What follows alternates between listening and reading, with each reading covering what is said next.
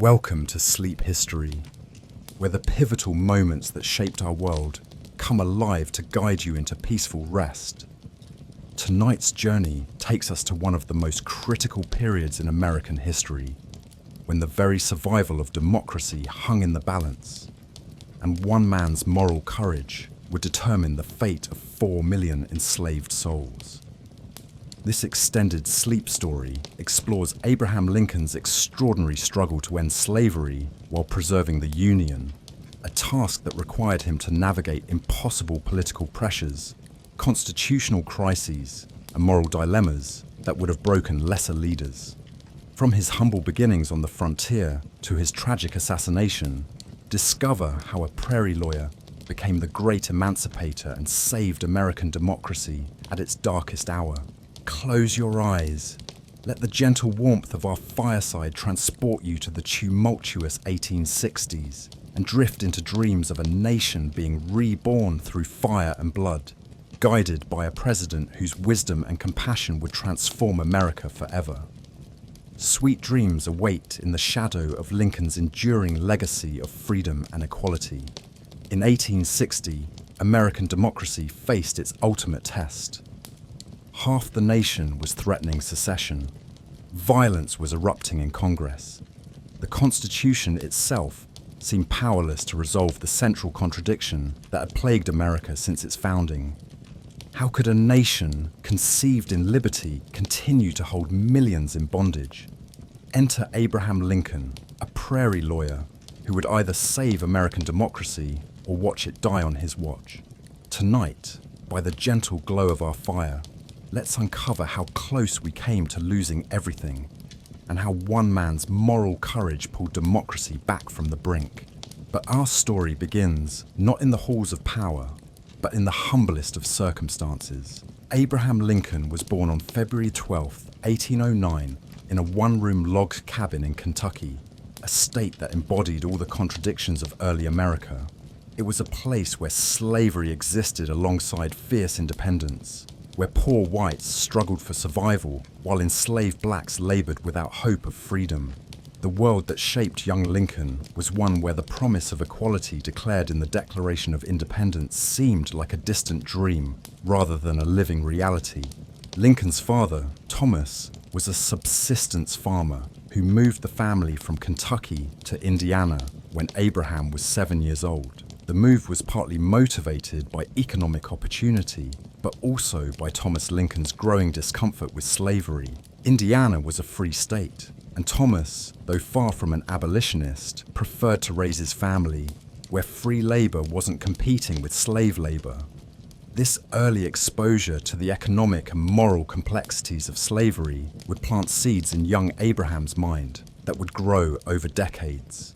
The frontier Illinois of Lincoln's youth was a place where a person's worth was measured by their character and ability rather than their birth or wealth. Yet even in this relatively egalitarian environment, racial prejudice was commonplace. Free blacks faced legal restrictions and social ostracism, while most whites simply assumed that blacks were naturally inferior. Lincoln absorbed these attitudes along with everyone else, but he also witnessed something that would trouble him for the rest of his life: the fundamental contradiction between American ideals and American reality. As a young man working various jobs, rail splitter, store clerk, surveyor, militia volunteer, Lincoln encountered people from all walks of life. He met escaped slaves making their way north on the Underground Railroad and heard their stories of families torn apart and dreams deferred. He also met slave owners who seemed like decent people in every other respect, struggling to reconcile their humanity with an institution they had inherited and felt powerless to change. Lincoln's self-education during these years was extraordinary. With less than a year of formal schooling, he taught himself law, literature, mathematics, and history by reading voraciously whenever he could find books.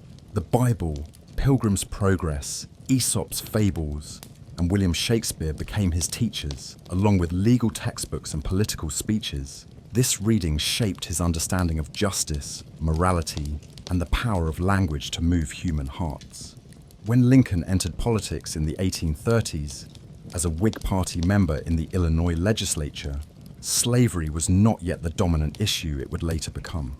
His early political concerns focused on internal improvements, roads, canals, education, and economic development, but even then, he demonstrated a consistency of principle that would mark his entire career. In 1837, when the Illinois legislature passed resolutions condemning abolitionist societies, Lincoln was one of only 6 members to protest, declaring that slavery was founded on both injustice and bad policy. This early statement revealed the 2 pillars of Lincoln's eventual approach to slavery. It was morally wrong, and it was harmful to the nation's development.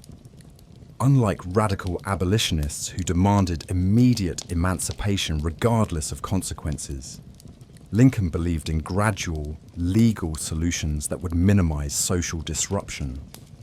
Unlike slavery's defenders, he refused to accept that the institution was permanent or beneficial.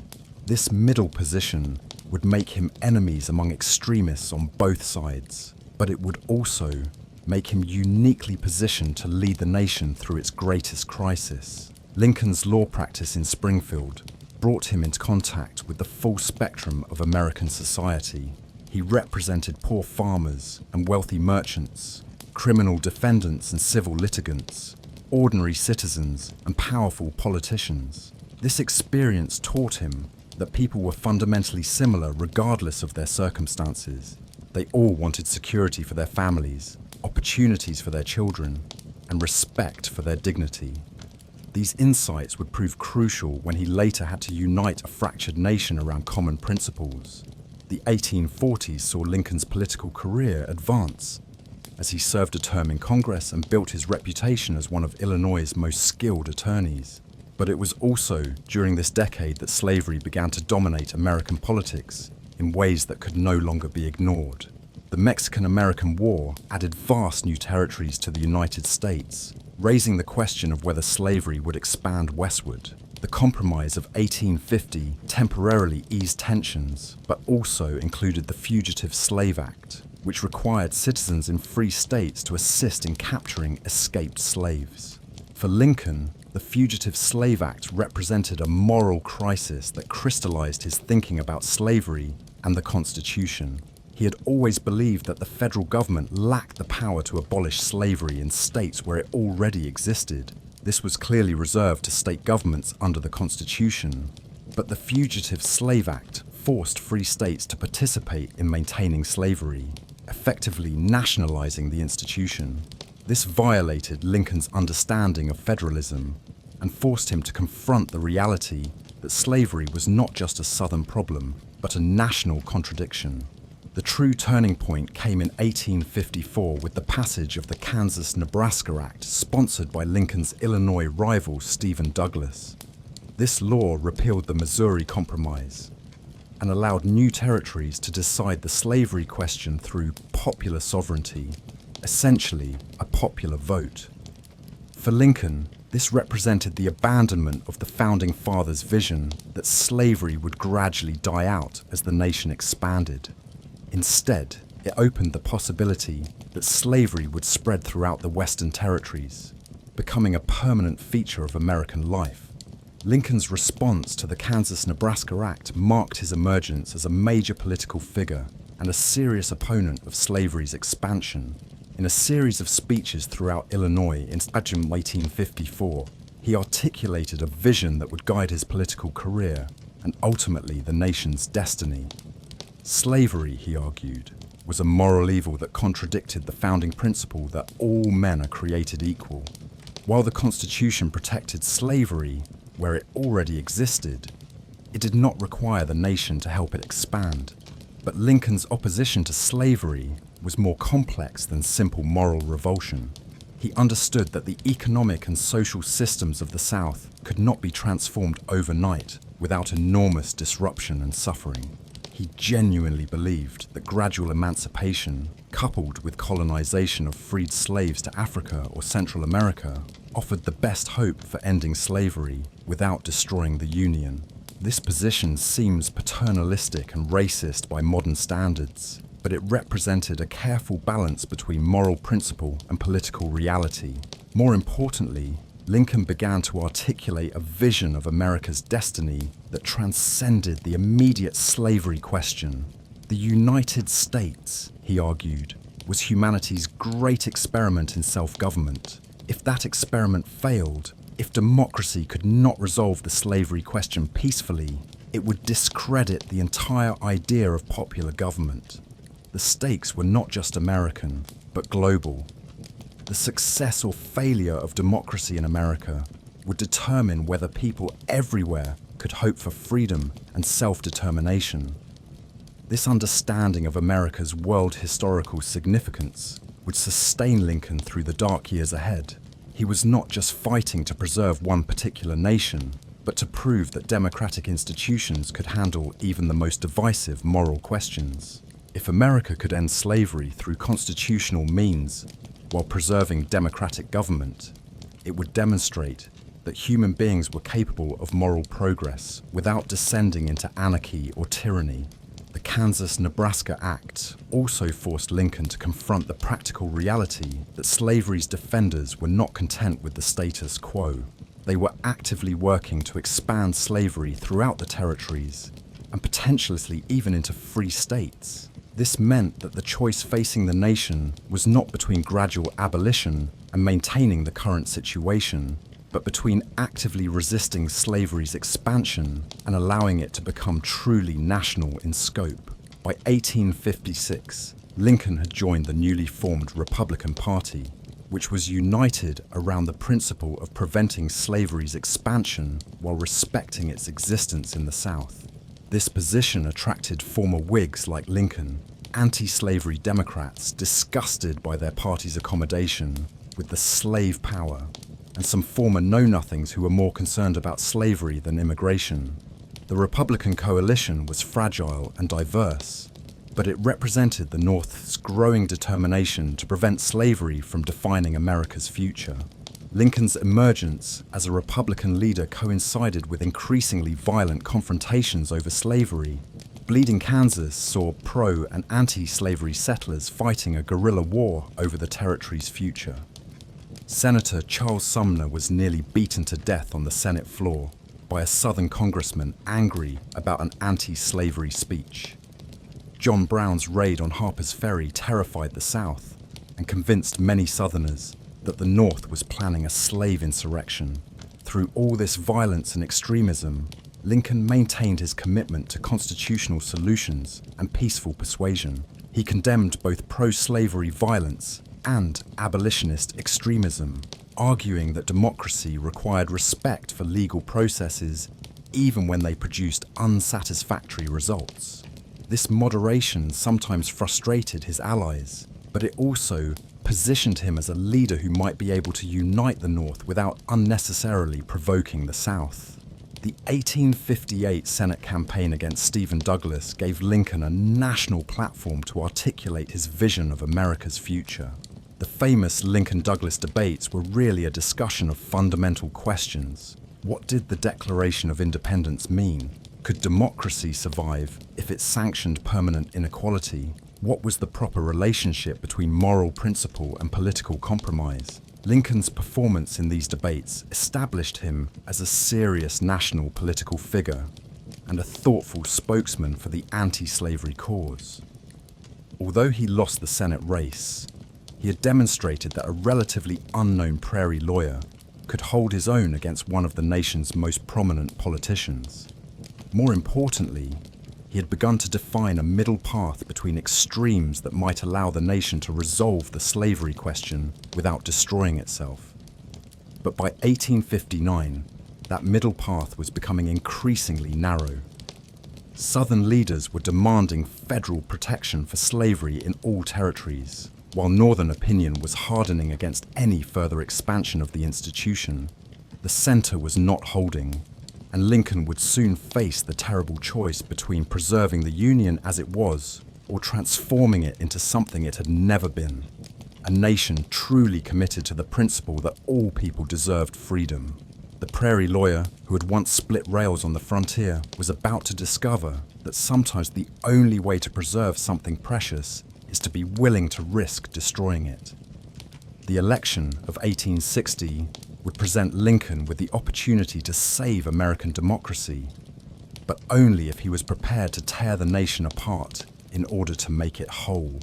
The Republican National Convention in Chicago's Wigwam Arena in May 1860 was electric with possibility and tension. Abraham Lincoln arrived as a relative outsider, less famous than William Seward of New York, less experienced than Edward Bates of Missouri, less radical than Salmon Chase of Ohio, but in a party divided between different factions and regional interests. Lincoln's moderate positions and Midwestern roots made him an attractive compromise candidate. What few delegates fully understood was that they were about to nominate a man whose election would trigger the greatest crisis in American history. Lincoln's path to the nomination revealed both his political skills and the deep fractures within American society. He had carefully positioned himself as opposed to slavery's expansion, while avoiding the extremist label that hurt other Republican candidates. His famous House-divided speech had established his anti-slavery credentials, while his debates with Douglas had demonstrated his ability to appeal to moderate voters. Most importantly, Lincoln was seen as electable in the crucial swing states of the lower Midwest, where the election would likely be decided. The Democratic Party, meanwhile, was tearing itself apart over the slavery question. Northern Democrats, led by Stephen Douglas, supported popular sovereignty and limited federal intervention. Southern Democrats demanded federal protection for slavery in all territories and the right to take enslaved people anywhere in the Union. When the party convention in Charleston, South Carolina, deadlocked over these irreconcilable positions, the Southern delegates walked out, eventually nominating their own candidate, John Breckinridge of Kentucky. A fourth candidate, John Bell of Tennessee, represented the Constitutional Union Party, which tried to avoid the slavery question entirely by appealing to patriotic sentiment and constitutional tradition.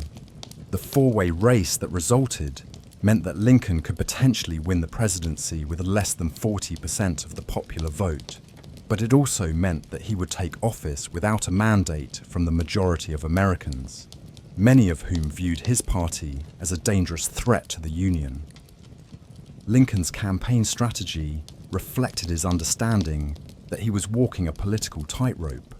He needed to energize Republican voters without frightening moderate Northerners or unnecessarily provoking the South.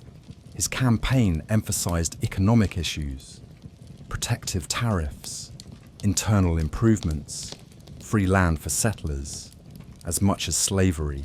When he did address slavery directly, he consistently stressed his commitment to constitutional limits on federal power and his respect for Southern rights within the Union.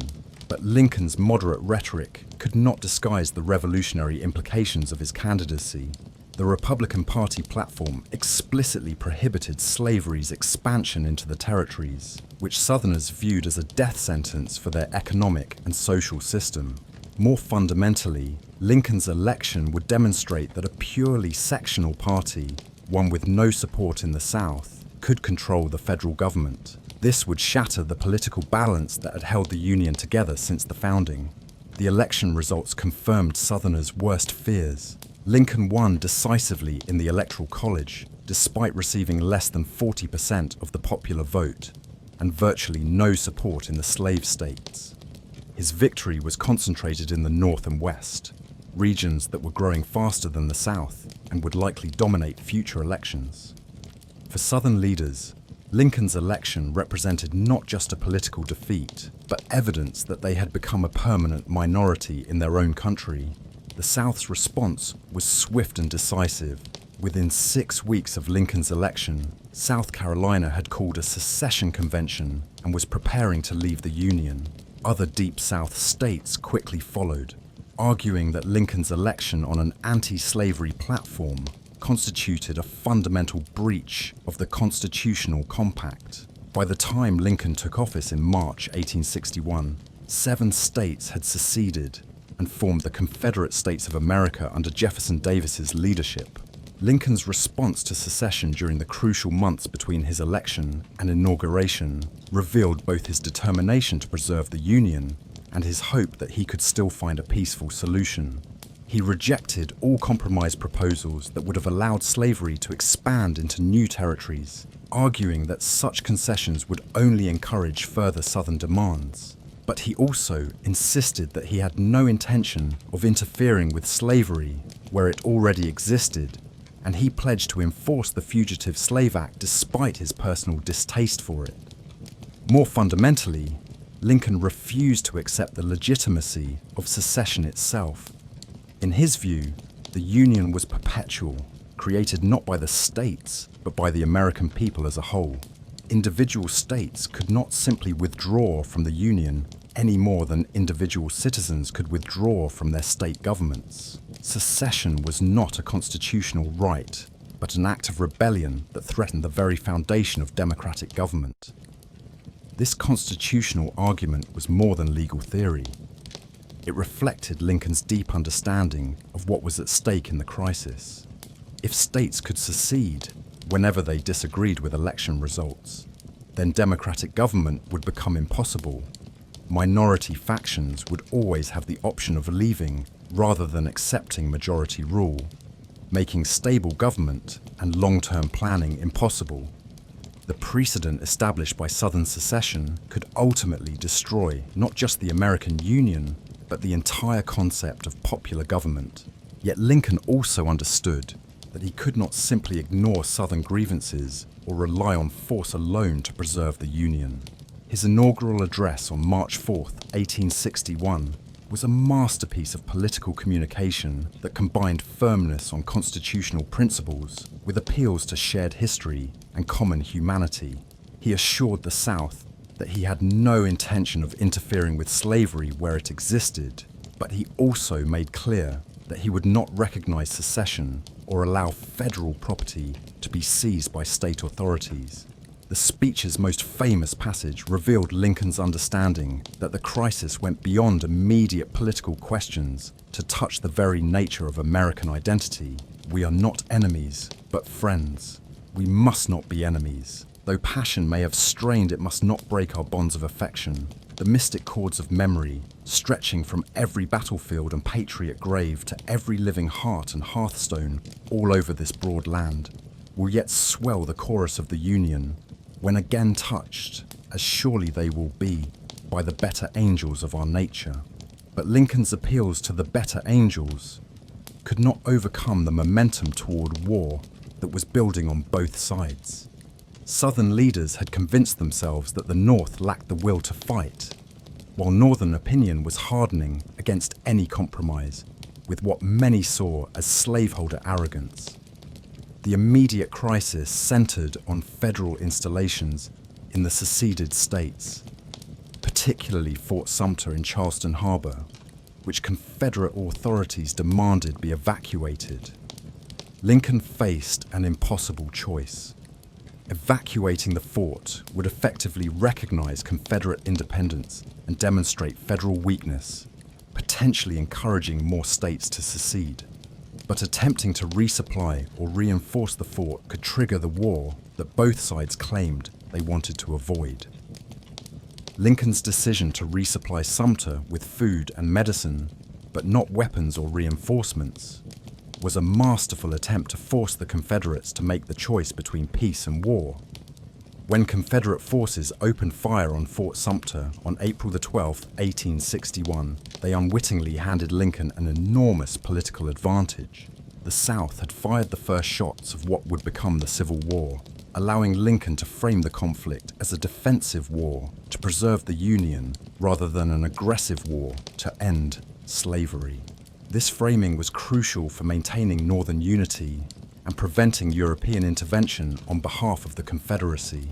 The fall of Fort Sumter, after a 34-hour bombardment, electrified the North and gave Lincoln the political support he needed to begin mobilizing for war. His call for 75,000 volunteers was answered with overwhelming enthusiasm. as Northern communities rushed to demonstrate their patriotism and commitment to the Union.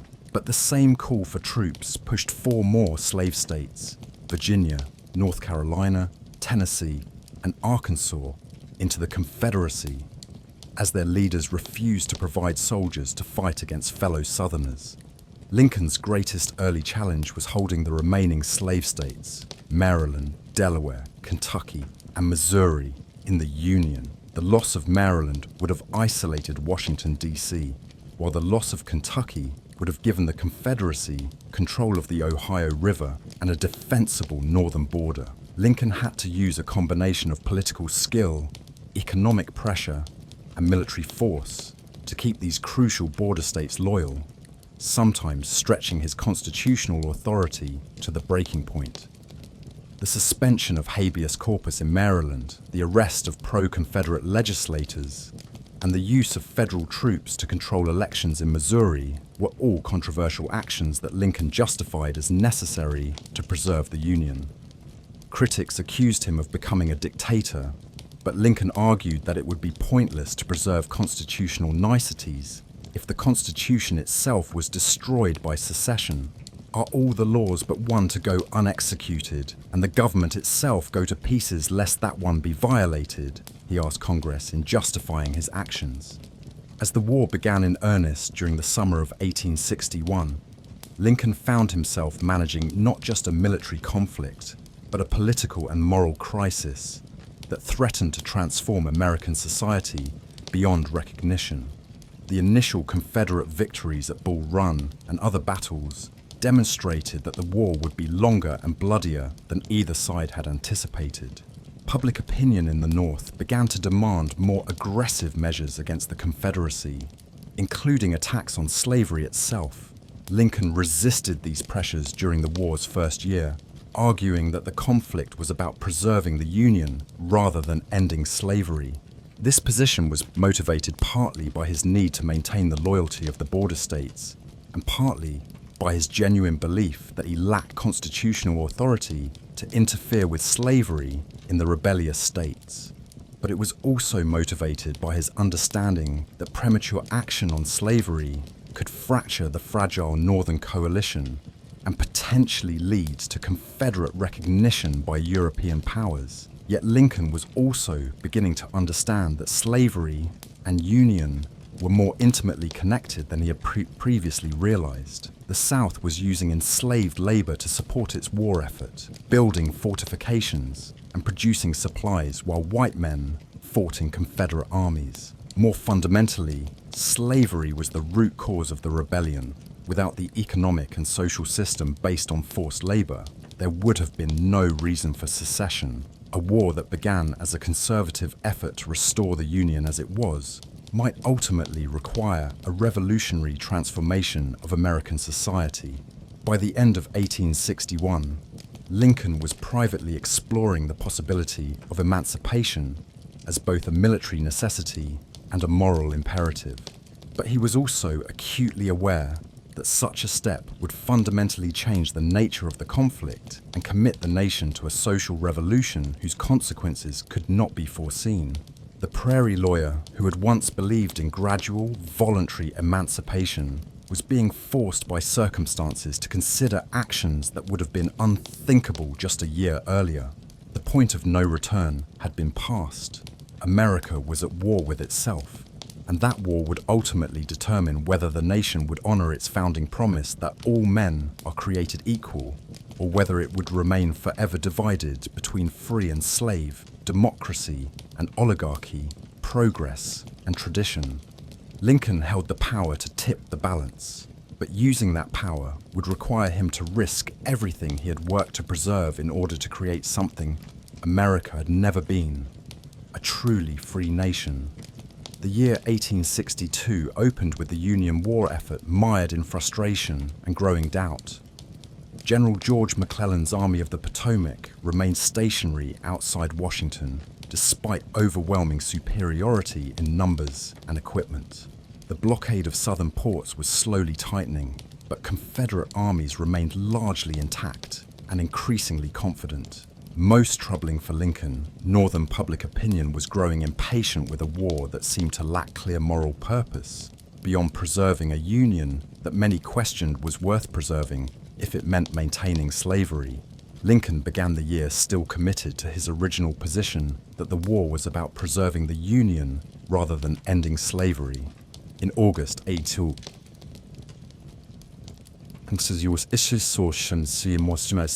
he would famously write to newspaper editor Horace Greeley, "My paramount object in this struggle is to save the Union, with or without slavery. If I could save the Union without freeing any slave, I would do it. And if I could save it by freeing all the slaves, I would do it. And if I could save it by freeing some and leaving others alone, I would also do that."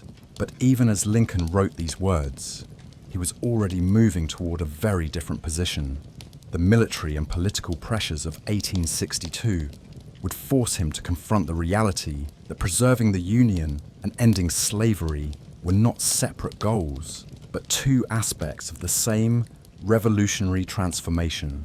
The moderate approach that had brought him to the presidency was becoming impossible to maintain in the face of a war that was radicalizing everyone it touched. The first pressure came from Congress, where Republican radicals were demanding immediate action against slavery.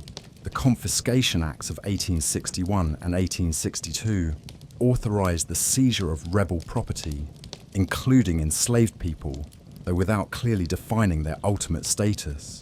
More significantly, Congress abolished slavery in the District of Columbia in April 1862 and prohibited it in all federal territories in June, directly contradicting the Supreme Court's Dred Scott decision and fulfilling key Republican campaign promises. These congressional actions forced Lincoln to clarify his own position on slavery and federal power. While he signed the legislation, he also pushed for gradual, compensated emancipation in the border states, offering federal funding to help slaveholders adjust to a free labor system. His proposals were rejected by border state leaders who still hoped that Confederate defeat would allow them to maintain slavery indefinitely, but the offers demonstrated Lincoln's preference for peaceful, constitutional solutions to the slavery question. The second pressure came from enslaved people themselves, who were voting with their feet for freedom. As Union armies advanced into Confederate territory, thousands of slaves fled to federal lines seeking protection and freedom. Union commanders were initially uncertain how to handle these contraband refugees, but military necessity soon dictated policy. Escaped slaves provided valuable intelligence about Confederate movements and proved willing to work for Union forces as laborers, guides, and eventually soldiers. General Benjamin Butler's decision to classify escaped slaves as contraband of war, enemy property that could be legally seized, provided a legal framework for protecting refugees while avoiding the explosive question of whether they were actually free. But the contraband policy also demonstrated the impossibility of fighting a war against slaveholders while remaining neutral on slavery itself. Every Union victory brought more refugees, and their presence in Union camps made the war's anti-slavery character increasingly obvious to soldiers and civilians alike. Lincoln's thinking about slavery was also being shaped by his growing understanding of the war's international dimensions. Britain and France were considering recognizing Confederate independence, partly from economic motives, but also because they questioned whether the North was fighting for any principle worth supporting. European liberals, who might naturally support the Union, were confused by Lincoln's insistence that the war was not about slavery, while European conservatives saw no reason to support one faction of slaveholders against another. The president understood that transforming the conflict into a war against slavery would dramatically improve the Union's international position. Britain had abolished slavery throughout its empire in the 1830s, and British public opinion would never support intervention on behalf of slaveholders. Similarly, French liberals influenced by the ideals of 1789 would rally to a union committed to human freedom. Emancipation would not only weaken the Confederacy domestically, but would also ensure that European powers remain neutral in the conflict. But Lincoln's movement toward emancipation was driven by more than military and political calculations. The prolonged exposure to the realities of slavery through contraband refugees, congressional debates, and personal conversations with abolitionists was forcing him to confront the moral dimensions of the conflict in ways that abstract political discussions had not. The president who had once supported colonization of freed slaves was beginning to understand that African Americans had as much claim to American citizenship as anyone else. The turning point came during the summer of 1862, as Lincoln wrestled with the implications of issuing an Emancipation Proclamation. Such a step would fundamentally change the nature of the war and commit the nation to a social revolution whose consequences could not be predicted. It would also raise complex constitutional questions about presidential war powers and the status of slaves in rebellious states. But Lincoln was increasingly convinced that half measures would no longer suffice. His decision was influenced by a carriage ride with Secretary of State William Seward and Secretary of the Navy Gideon Welles in July 1862. According to Welles's diary, Lincoln surprised his cabinet members by announcing that he had about come to the conclusion that we must free the slaves or be ourselves subdued. The president explained that slavery was the strength of the rebellion and that emancipation had become a military necessity absolutely essential for the salvation of the Union. The preliminary Emancipation Proclamation that Lincoln drafted during the summer of 1862 was a carefully crafted document that balanced moral principle with political reality. It applied only to slaves in states that were in rebellion against the United States, leaving slavery intact in the loyal border states. It was justified as a war measure necessary to suppress the rebellion rather than as a general attack on slavery as an institution, and it promised freedom only to slaves in areas under federal control, acknowledging the practical limits of presidential power. These limitations frustrated abolitionists who wanted immediate universal emancipation, but they reflected Lincoln's understanding that he was already stretching his constitutional authority to its limits. The president had no clear power to free slaves in peacetime, and even his war powers were constrained by the need to maintain northern unity and border state loyalty. The Emancipation Proclamation was radical enough to transform the war's meaning, while remaining conservative enough to avoid a complete political breakdown. Lincoln's decision to delay the announcement until after a Union military victory demonstrated his political sophistication. Seward had argued that issuing the proclamation after a series of defeats would make it appear to be the last measure of an exhausted government, a cry for help, our last shriek on the retreat. The Battle of Antietam in September 1862 provided the victory Lincoln needed, though at enormous cost. Over 23,000 casualties in a single day made it the bloodiest day in American military history. The preliminary Emancipation Proclamation, issued on September 22, 1862, gave Confederate states 100 days to end their rebellion or face the permanent loss of their enslaved property. Lincoln hoped that this deadline might encourage Confederate surrender, or at least stimulate peace negotiations. But he also understood that the Confederacy was unlikely to abandon the cause for which it had already sacrificed so much. The proclamation was therefore as much a statement of Union war aims as a final offer of reconciliation. The reaction to Lincoln's announcement revealed the deep divisions within Northern society about the war's purpose and meaning. Radical Republicans praised the president for finally embracing the moral cause that they believed had justified the war from the beginning. Conservative Democrats condemned the proclamation as an unconstitutional abuse of power that would prolong the war and potentially trigger a race war. Many ordinary Northerners were uncertain whether they had enlisted to preserve the Union or to free the slaves, and some questioned whether the cause was worth the enormous sacrifice in blood and treasure. The Confederate response was predictably hostile, with Jefferson Davis denouncing Lincoln as a tyrant who was encouraging slave insurrections and racial warfare. But Southern leaders also recognized that the proclamation had fundamentally changed the nature of the conflict in ways that favored the Union. European recognition of Confederate independence became much less likely, while the prospect of slave rebellion behind Confederate lines created new military vulnerabilities that Southern armies could not ignore. Perhaps most importantly, the Emancipation Proclamation began the process of transforming the war from a conservative effort to restore the Union as it was into a revolutionary struggle to create a nation committed to human equality. Lincoln understood that he was crossing a moral and political Rubicon from which there could be no return. If the Union won the war, slavery would be destroyed throughout the United States. If the Union lost, the Confederacy would likely expand slavery throughout North America and demonstrate to the world that democracy and human bondage were compatible. The final Emancipation Proclamation, issued on January 1st, 1863, was therefore more than a war measure.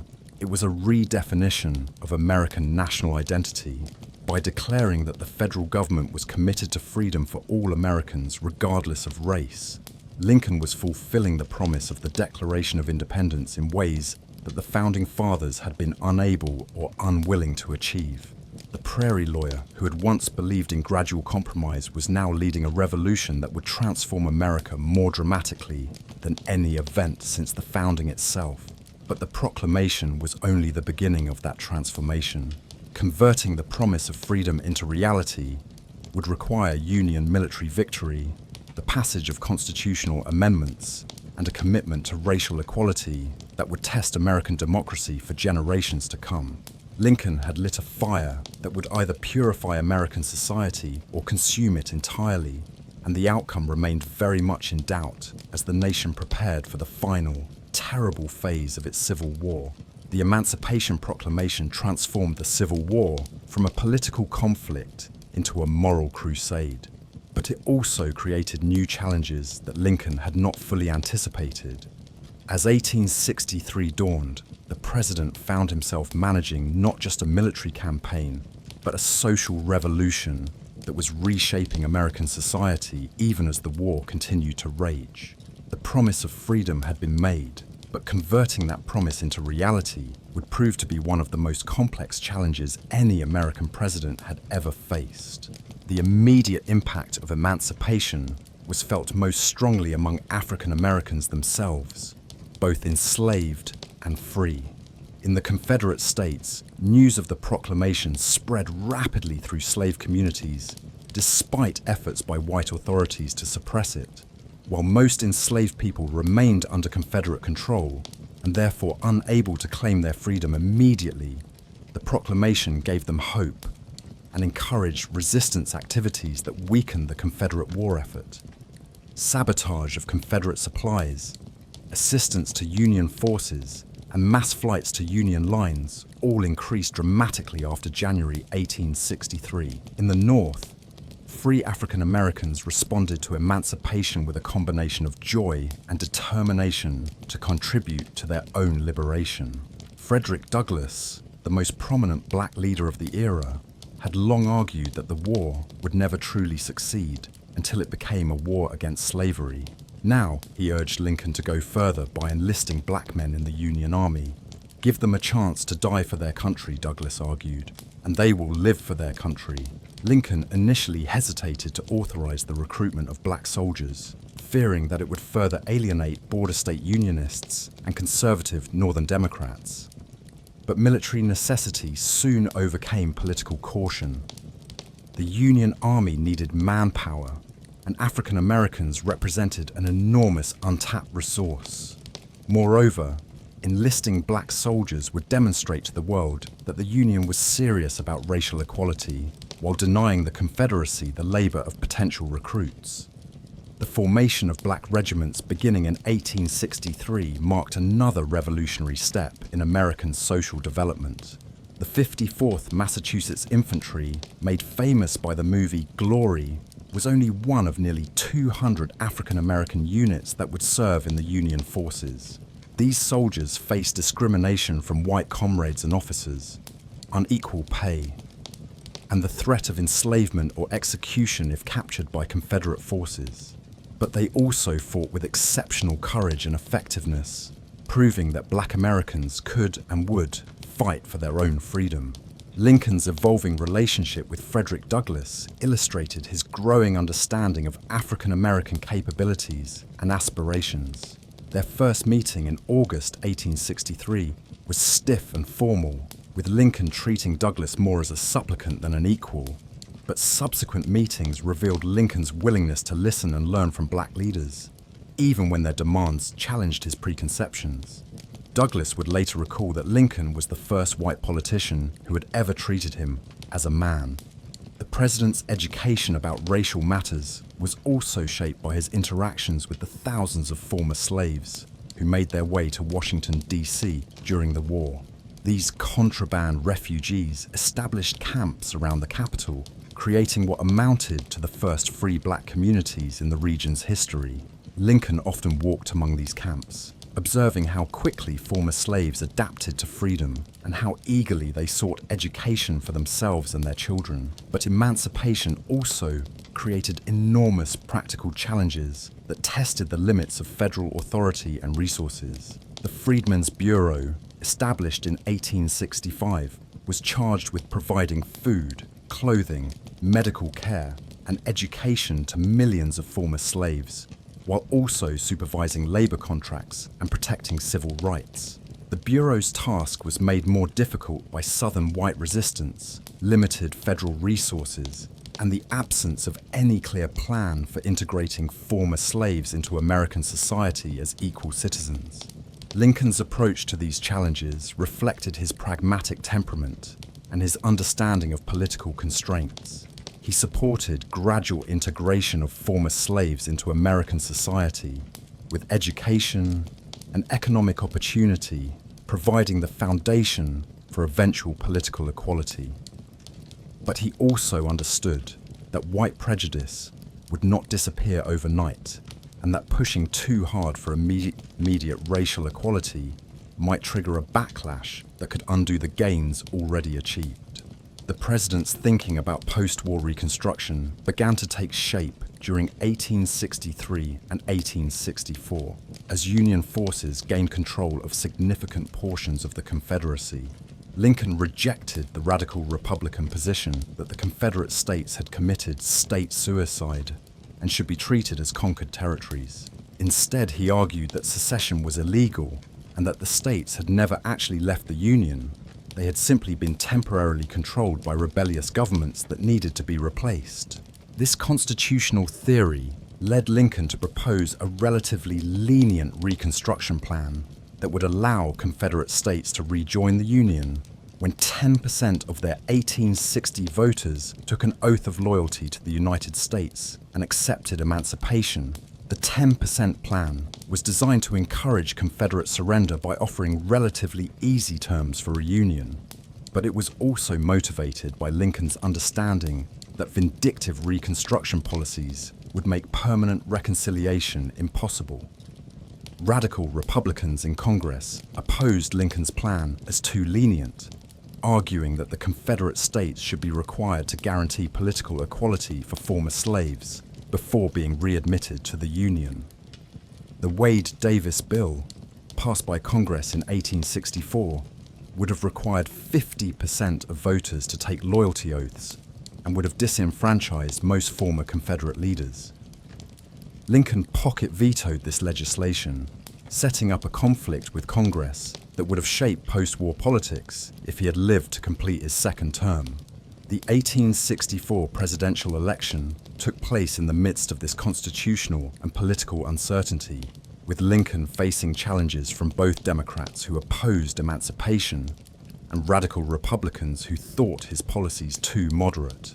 The Democratic nominee, General George McClellan, ran on a platform calling for an immediate armistice and negotiated peace that would likely have preserved slavery in some form. A faction of radical Republicans briefly supported John C. Fremont before rallying to Lincoln when they realized that a divided Republican vote might elect McClellan. Lincoln's renomination was aided by Union military success in 1864, particularly General William T. Sherman's capture of Atlanta in September. But the election was also a referendum on emancipation and the broader war aims that Lincoln had articulated. His victory with 55% of the popular vote and 212 electoral votes provided a clear mandate for completing the destruction of slavery and pursuing unconditional Confederate surrender. The president used his re-election to push for passage of the 13th Amendment, which would constitutionally abolish slavery throughout the United States. This amendment was necessary because the Emancipation Proclamation had been issued as a war measure and might not survive legal challenges once the war ended. Moreover, the proclamation had applied only to rebellious states, leaving slavery intact in the loyal border states and in areas of the Confederacy under Union control when the proclamation was issued. The congressional battle over the 13th Amendment revealed how much American politics had changed since 1860. While some Democrats continued to defend slavery as a positive good, most now argued only that the federal government lacked authority to abolish it by constitutional amendment. Even these arguments rang hollow after 4 years of war that had demonstrated slavery's incompatibility with American democratic ideals and military effectiveness. Lincoln personally lobbied wavering congressmen to support the amendment, using his considerable political skills and the promise of federal jobs to secure the necessary two-thirds majority. The House vote on January 31st, 1865, was one of the most dramatic moments in congressional history, with the amendment passing by just 3 votes amid scenes of celebration in the galleries and on the floor. Lincoln had achieved his goal of putting emancipation beyond the reach of future political reversals. But the president's greatest challenge remained the question of how to integrate 4 million former slaves into American society as free and equal citizens. This task required not just legal changes, but a fundamental transformation of American racial attitudes that had been centuries in the making. Lincoln's own evolution on racial questions provided some hope that white Americans could overcome their prejudices, but it also demonstrated how difficult and gradual that process would be. In his second inaugural address, delivered on March 4, 1865, Lincoln articulated a vision of post-war reconciliation that balanced justice with mercy. He acknowledged that slavery had been the cause of the war, and that its abolition was divine justice for centuries of oppression. If we shall suppose that American slavery is one of those offences which, in the providence of God, must needs come, but which, having continued through his appointed time, he now wills to remove, and that he gives to both North and South this terrible war as the woe due to those by whom the offence came, shall we discern therein any departure from those divine attributes which the believers in a living God always ascribe to him? But Lincoln also called for malice toward none, charity for all, in the work of healing the nation's wounds. This approach reflected his understanding that lasting reconciliation required forgiveness rather than revenge, while also ensuring that the gains of emancipation would not be sacrificed to the desire for quick reunion. The president, who had once been willing to preserve slavery to save the Union, now insisted that there could be no Union without freedom for all Americans. The final weeks of Lincoln's life were devoted to planning for Reconstruction and the integration of former slaves into American society. He supported limited black suffrage, at least for educated former slaves and Union veterans, arguing that political participation was essential for protecting the gains of emancipation. He also supported federal aid for education in the South, understanding that both races would need preparation for the challenges of a free society. Lincoln's assassination on April 14, 1865, just days after Confederate surrender at Appomattox, cut short these plans and left the nation to grapple with Reconstruction under different leadership. But his legacy in ending slavery was secure. The 13th Amendment was ratified by the required number of states in December 1865, constitutionally abolishing slavery throughout the United States. and fulfilling the promise that Lincoln had made in the Emancipation Proclamation.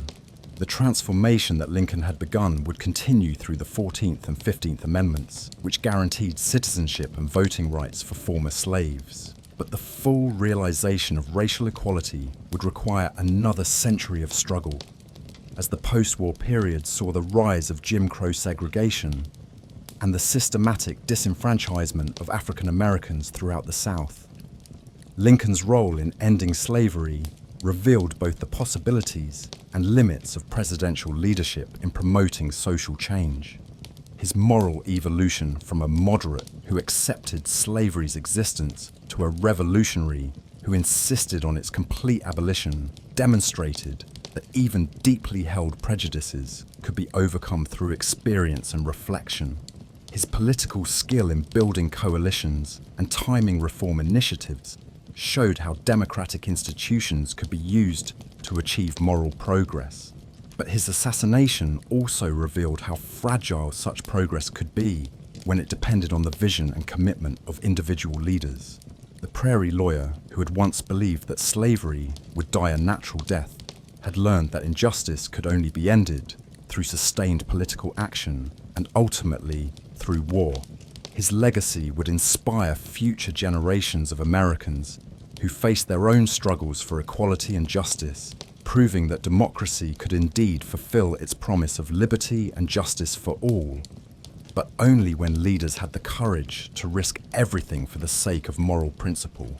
As 1864 dawned, Abraham Lincoln found himself presiding over a nation transformed beyond recognition from the country he had inherited just 3 years earlier. The Emancipation Proclamation had fundamentally altered the war's moral character, but it had also unleashed forces that threatened to tear apart the fragile coalition holding the Union together. The president who had once sought to preserve the Union with slavery intact now faced the even more daunting challenge of preserving the Union while abolishing slavery entirely, a task that would require political skills, moral courage, and personal sacrifice on a scale unprecedented in American history. The immediate challenge was military. Despite the Emancipation Proclamation's international and domestic impact, Confederate armies remained formidable opponents who showed no signs of surrendering. General Robert E. Lee's Army of Northern Virginia continued to frustrate Union efforts to capture Richmond, while Confederate forces in Georgia, Tennessee, and other theaters maintained effective resistance. The war that many had expected to end quickly after emancipation was instead entering its bloodiest phase, with casualty lists that shocked Northern sensibilities and tested civilian morale. Lincoln's relationship with his generals during this period revealed his evolution from a political leader who deferred to military expertise into a commander-in-chief who understood warfare's political dimensions better than many of his professional soldiers. His decision to promote Ulysses S. Grant to General-in-Chief in March 1864 reflected his recognition that victory required not just tactical skill, but strategic vision and the moral determination to see the war through to its conclusion, regardless of casualties. Grant's appointment marked a turning point in Union strategy. Unlike previous commanders who had sought to capture Confederate territory or win decisive battles, Grant understood that the war could only be won by destroying Confederate armies and the economic system that supported them. This meant not just defeating Confederate forces in battle, but also attacking the civilian infrastructure that sustained the rebellion: railways, factories, farms, and most importantly, the institution of slavery itself. The spring and summer campaigns of 1864 were characterized by unprecedented brutality and sacrifice. Grant's overland campaign against Lee's army resulted in over 60,000 Union casualties in 6 weeks, leading critics to denounce the general as a butcher who was wasting American lives. Meanwhile, Sherman's advance toward Atlanta involved the systematic destruction of civilian property and resources, prefiguring the hard war tactics that would characterize the conflict's final phase. Lincoln bore the political responsibility for these costly strategies, facing intense criticism from Democrats who accused him of prolonging the war unnecessarily, and from some Republicans who questioned whether reunion was worth such enormous sacrifice. The president's private anguish during this period was captured in his correspondence and conversations with intimates who noted his increasing gauntness and the deep lines that suffering had etched on his face.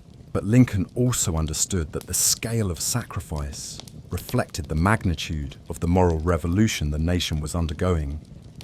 Ending slavery was not simply a matter of changing laws or issuing proclamations.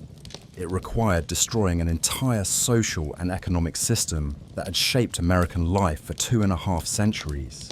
The resistance of Confederate armies was really the resistance of a civilization built on human bondage, and such resistance could only be overcome through measures as revolutionary as the changes being imposed. The president's thinking about the war's meaning deepened during this period, influenced by his reading of scripture and his conversations with religious leaders who saw the conflict in providential terms. Lincoln had never been conventionally religious, but the war's terrible cost led him to believe that it might represent divine judgment on American slavery. His second inaugural address would famously explore this theme, suggesting that the war might continue until all the wealth piled by the bondsman's 250 years of unrequited toil shall be sunk, and until every drop of blood drawn with the lash shall be paid by another drawn with the sword. This theological interpretation of the war's meaning provided Lincoln with both comfort and resolve during the darkest moments of 1864. If the conflict represented divine will rather than human failure, then its continuation might be necessary regardless of its immediate costs. More practically, this understanding helped Lincoln resist pressure for a negotiated peace that would preserve slavery in some form, since such a peace would fail to address the moral evil that had caused the war in the first place. The 1864 election campaign tested Lincoln's conviction that the war must continue until slavery was completely destroyed. His Democratic opponent, George McClellan, ran on a platform that called for an immediate armistice and negotiations with Confederate leaders. While McClellan personally supported reunion, many of his supporters were willing to accept Confederate independence if it would end the bloodshed. For Lincoln, such a result would make meaningless all the sacrifice ensembles already endured while leaving millions of African Americans in permanent bondage. Lincoln's determination to continue the war until unconditional surrender was achieved reflected his understanding that half measures would ultimately fail. A negotiated peace that preserved slavery would simply postpone the inevitable reckoning, while Confederate independence would create a permanent rival nation dedicated to human bondage and likely expansion of slavery throughout the Americas. Only complete victory could ensure that the sacrifices already made would achieve lasting results. The president's re-election in November 1864 was aided by timely military victories, particularly Sherman's capture of Atlanta in September. But the election was also a referendum on Lincoln's war aims and his commitment to emancipation. His victory with 55% of the popular vote provided a clear mandate for completing the destruction of slavery and pursuing unconditional Confederate surrender. The American people had chosen to see the revolution through to its conclusion. The legacy of Lincoln's role in ending slavery would inspire future generations of Americans fighting for equality and justice. His example demonstrated that democratic leaders could grow beyond their original limitations, that moral progress was possible even in the face of enormous obstacles, and that sometimes the only way to preserve cherished institutions was to transform them fundamentally. The prairie lawyer who had once split rails had learned to split a nation in order to save it, proving that democracy's promise of equality could be fulfilled if leaders had the courage to risk everything for the sake of justice. The spring of 1865 found Abraham Lincoln a man transformed by 4 years of war, sorrow, and moral awakening. The gaunt figure who walked the halls of the White House bore little resemblance to the prairie lawyer who had arrived in Washington in 1861. His face was deeply lined, his hair had gone grey, and his tall frame seemed bent under the weight of the decisions he had made and the consequences he had witnessed. Yet those who knew him best also saw something else, a profound sense of completion, as if he understood that he had fulfilled the great purpose for which Providence had prepared him. The military situation in early 1865 finally offered genuine hope that the war was nearing its end. Grant's relentless pressure on Lee's army around Petersburg had stretched Confederate defenses to the breaking point, while Sherman's march through the Carolinas was destroying the last significant Confederate supply lines. More importantly, the social and economic system that had sustained the rebellion was collapsing as enslaved people throughout the South claimed their freedom and Union armies occupied increasing portions of Confederate territory. Lincoln's second inaugural address, delivered on March 4, 1865, revealed how profoundly the war had changed his understanding of American history and divine purpose. Standing before the Capitol, where he had first taken the presidential oath 4 years earlier, Lincoln delivered what many historians consider the greatest inaugural address in American history, a meditation on slavery, justice, and reconciliation that transcended partisan politics to grapple with fundamental questions of human morality and divine will. The speech's most famous passage revealed Lincoln's conviction that the war represented divine judgment on American slavery. If we shall suppose that American slavery is one of those offences which, in the providence of God, must needs come, but which, having continued through his appointed time, he now wills to remove, and that he gives to both North and South this terrible war, as the woe due to those by whom the offence came, shall we discern therein any departure from those divine attributes which the believers in a living God always ascribe to him? This theological interpretation of the war's meaning reflected Lincoln's growing belief that the conflict had been necessary to purge America of the sin of slavery. The terrible casualties and suffering that had marked the previous 4 years were not meaningless tragedies, but the price that had to be paid for 2.5 centuries of human bondage. In Lincoln's view, the war would not truly end until this moral debt had been fully paid through the complete destruction of slavery and its replacement with genuine freedom for all Americans. But the second inaugural also looked forward to the challenges of Reconstruction and reunion. Lincoln's call for malice toward none, charity for all, reflected his understanding that lasting peace required forgiveness rather than revenge. The South had been defeated and slavery had been destroyed. But the work of building a truly united nation committed to equality and justice was just beginning.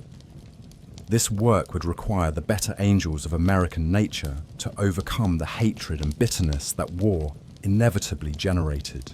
Lincoln's thinking about Reconstruction during his final weeks revealed both his commitment to protecting the gains of emancipation and his understanding of the practical constraints he faced.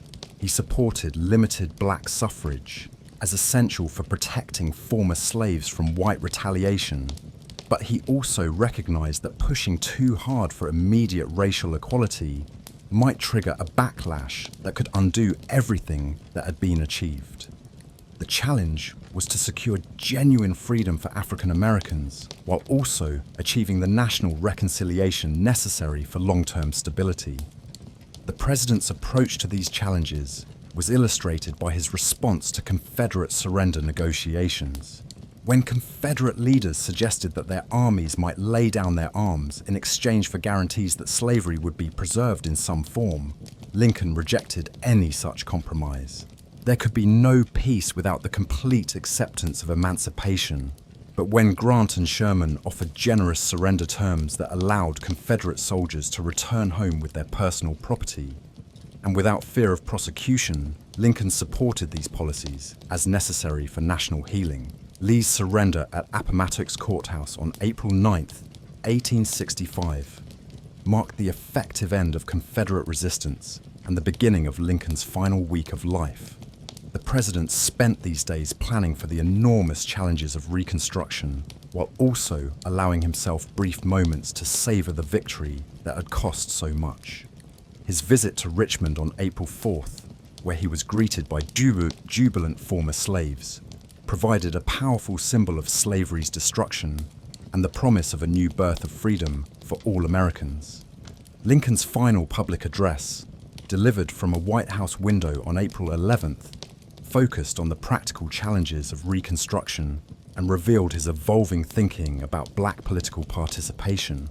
He suggested that voting rights should be extended to educated former slaves and to African Americans who had served in the Union military, acknowledging that the colored man, too, in seeing all united for him, is inspired with vigilance and energy and daring to the same end.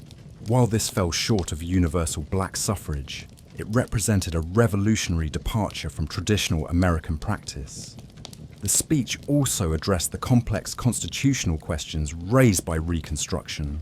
Lincoln rejected the radical Republican position that seceded states had forfeited their rights and should be treated as conquered territories. Instead, he argued that secession had been illegal and that the states had never actually left the Union. They had simply been controlled by rebellious governments that needed to be replaced with loyal administrations. This approach promised a relatively quick restoration of normal political relations while ensuring that the gains of emancipation would be protected. But Lincoln's plans for Reconstruction would never be implemented. On the evening of April 14, 1865, while attending a performance of Our American Cousin at Ford's Theatre, the president was shot by actor John Wilkes Booth, who shouted, "Sic semper tyrannis," thus always to tyrants, before escaping from the theatre. Lincoln was carried to a boarding house across the street, where he died early the next morning without regaining consciousness. Booth's assassination of Lincoln was motivated by his fanatical devotion to the Confederate cause and his belief that killing the president might somehow reverse the Union victory. But the actor's desperate act only ensured that Lincoln would be remembered as a martyr for freedom, rather than as a politician who had made necessary but painful compromises. Death transformed Lincoln from a controversial wartime leader into an almost sacred figure whose legacy would inspire future generations fighting for equality and justice. The immediate impact of Lincoln's assassination was to unite the nation in grief while complicating the already difficult process of Reconstruction.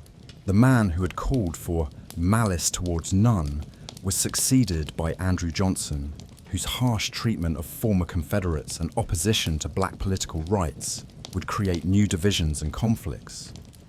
The careful balance between justice and reconciliation that Lincoln had hoped to achieve was replaced by a more punitive approach that ultimately failed to secure lasting protection for former slaves.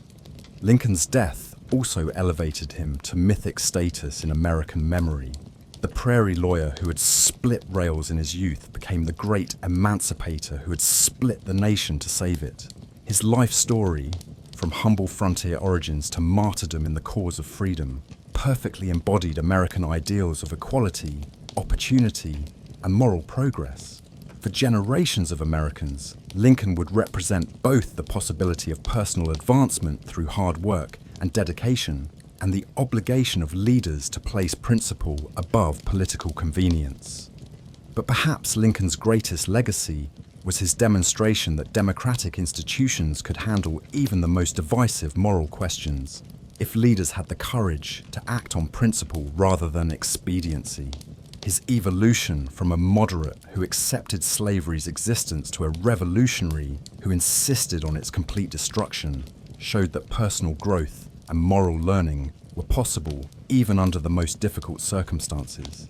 His political skill in building coalitions and timing reform initiatives proved that democracy could achieve moral progress without descending into chaos or tyranny. The 13th Amendment, ratified in December 1865, constitutionally abolished slavery throughout the United States and fulfilled Lincoln's promise that the war would not end until freedom was secure for all Americans. The 14th and 15th Amendments passed during Reconstruction, extended citizenship and voting rights to former slaves, completing the legal framework for racial equality that Lincoln had envisioned. While the full realization of these promises would require another century of struggle, the constitutional foundation had been laid through Lincoln's leadership during the nation's greatest crisis. As you drift into peaceful sleep tonight, remember the profound transformation that Abraham Lincoln achieved in just 4 years of presidency. The man who took office hoping to prevent war became the leader who directed the most destructive conflict in American history. The politician who once accepted slavery became the president who destroyed it entirely. The prairie lawyer who believed in gradual change became the revolutionary who redefined American democracy itself. Lincoln's legacy reminds us that democracy's promise of equality and justice is not self-executing, but requires constant vigilance and courage from those who hold power. His example shows that even the most entrenched injustices can be overcome when leaders are willing to risk everything for the sake of moral principle. The Great Emancipator sleeps in his tomb in Springfield, Illinois, but his spirit lives on in every generation of Americans who refuse to accept that injustice is inevitable or that democracy cannot fulfill its highest ideals. Let the gentle crackle of our fireside carry you into dreams of a nation reborn through suffering into freedom, guided by a leader whose wisdom and compassion transformed both himself and his country. In Lincoln's story, we see both the possibility of human growth and the terrible price that progress sometimes demands. Lessons that remain as relevant today as they were in the 1860s, when one man's moral courage helped save American democracy and fulfill the promise that all people are created equal. Sweet dreams await in the shadow of Lincoln's eternal legacy. The knowledge that freedom is not free, but that its cost is always worth paying when measured against the alternative of permanent bondage to injustice and inequality.